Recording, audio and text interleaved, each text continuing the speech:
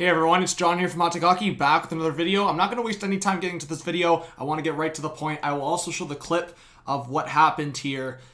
Tim Peel, fired by the NHL for his incident, for his comments, his hot mic that got exposed through the broadcast of the Nashville Predators versus Detroit Red Wings game on a penalty call that, kind of exposed, himself, Tim Peel, and the NHL for makeup calls. And myself, I know this goes on. A lot of us know that this goes on. If you've been part of hockey or you've been a fan of hockey, you've followed hockey for a long time, you know makeup calls are a thing in the National Hockey League. They're a thing in sports.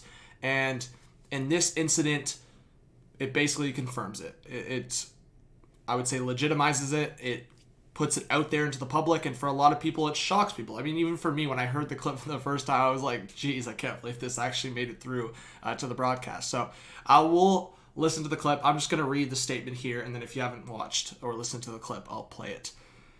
The National Hockey League Senior Executive Vice President of Hockey Operations, Colin Campbell, announced today that the referee, Tim Peel, following his comments during the game last night between the Detroit Red Wings and the Nashville Predators, no longer will be working NHL games now or in the future. Nothing is more important than ensuring the integrity of our game, Campbell said. Tim Peel's conduct is in direct contradiction to the adherence to the cornerstone principle that we demand of our officials and that our fans, players, coaches, and all those associated with our game expect and deserve. There is no justification for these comments, no matter the context or his intention, and the National Hockey League will take any and all steps necessary to protect the integrity of our game. So, very specific wording. And the one thing, and I'll pull up something right now, the one thing I didn't like was that they didn't address the other officials moving forward. So, they didn't address the issue of makeup calls and the issue of this going forward. And I think it just comes down to the fact that the NHL has made this normal. They've made this a norm in the game. And I think if you look at the past of the National Hockey League, makeup calls are what even it out in the public's eye.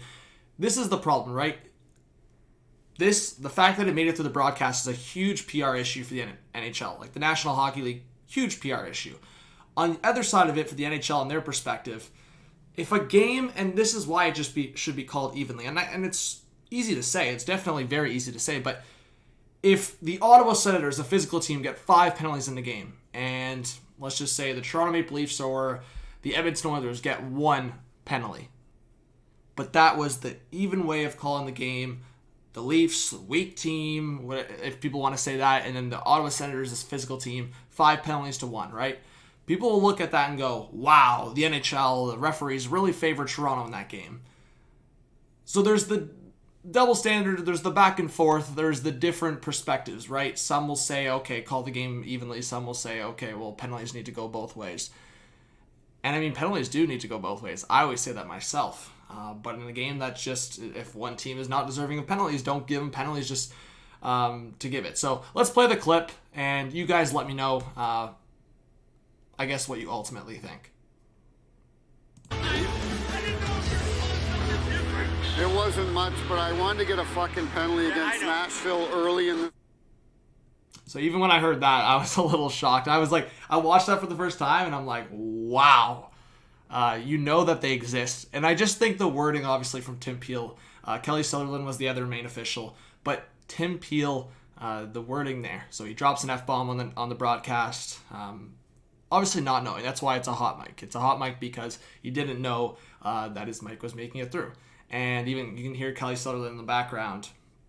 Oh, I didn't know you were making the call or whatever. And then, and then Tim Peel obviously signals towards, it was a weak call, but wanted to get their call in early here. And that's kind of the perspective. So I think, as I said, if you've been a fan or you've known the National Hockey League or you've been a hockey fan or followed hockey or played in the game, you know this exists. So if you're absolutely shocked and you're still shocked and be like, oh my, I can't believe this happened. Are you kidding? No, it will still happen. That's the problem, right? It'll still happen. This is not something that's going away. And Steve Dangle tweeted out, and it's kind of a stat that's going around right now, with Tim Peel, 1,334 regular season games and 90 playoff games. He will not referee. He will not be an official for another National Hockey League game. And it's crazy because he was about to retire. He was about to be done at the end of this year. I think like late April was going to be his last game. I think it was April 24th, I think was the right one. He was about to be done. Like, he was a month away from being done. So I think it's pretty crazy. I think it is harsh, but it had to be done in terms of a PR issue, and in terms of they want it to seem like this is like far from acceptable. This is a no-no. But I do think in the National Hockey League's perspective, they do want refs trying to even out games to the best of their ability without obviously trying to cross certain lines. And I think, Tim Peel, he's made suspect calls over his time, and recently I can remember a lot of suspect calls, but he was also just, I guess, not the smartest to say it. He said it out loud. So this year, I think we can all say the refereeing, the officials have been all over the place. The communication, the consistency just hasn't been there. And it honestly seems like it's been kind of a shit show. So let me know what you guys think on this. Definitely a lot to digest. I think if you guys want to just go through Twitter, for me, like I've said my negative things about Twitter. Twitter can be very negative, but this is a situation where you want to be on Twitter just because you're seeing a whole bunch of perspectives. You're seeing former players talk about it. You're seeing executives. You're seeing analysts, insiders, the whole 9 yards. You're seeing a bunch of people talk about it. So I pulled up a couple tweets. Go through Twitter if you'd like. If you want to ask me any questions, go into the comment section. Reach out to me on DMs. Please subscribe if you're new. Smash the like button. This is John from Hot Take Hockey. Have a good one. Peace out.